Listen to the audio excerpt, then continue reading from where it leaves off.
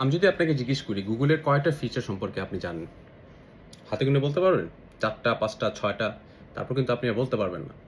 গুগলের এমন অ্যামেজিং কিছু ফিচার আছে যেগুলো আপনি আসলে জানেন না। এগুলো হিডেন ফিচার বলতে কি, এটা সচরাচর সবাই ব্যবহার করে না। কিন্তু এগুলো যদি আপনি ব্যবহার করেন আপনার লাইফটা অনেক সহজ হয়ে যাবে। যেমন ধরেন আপনার ইমেজ জেনারেশন। অনেক সময় আপনার প্রয়োজনীয় ইমেজটা আপনার গুগলে খুঁজতে হয়। বিভিন্ন সোর্স থেকে এটা কালেক্ট করতে হয়। আপনার ছবি তুলতে হয়। কিন্তু আপনি গুগলে ল্যাব ইউজ করে আপনি ফ্রিতে এটা বানিয়ে দিতে পারবেন। আজকে দেখাচ্ছি সেটা কিভাবে বানাবেন। প্রথমে গুগলে এসে সার্চ করুন গুগল ফ্লো। তারপর এখান থেকে আপনি প্রথমে এই ওয়েবসাইটে যাবেন, যে আপনার ইমেল দিয়ে অ্যাকাউন্ট করবেন, তারপর ক্রিয়েট প্রজেক্টে ক্লিক করবেন, তারপর এখান থেকে টুলে আসবেন। টুলসে যখন ক্লিক করবেন এখানে অনেকগুলো অপশন দেখাবে।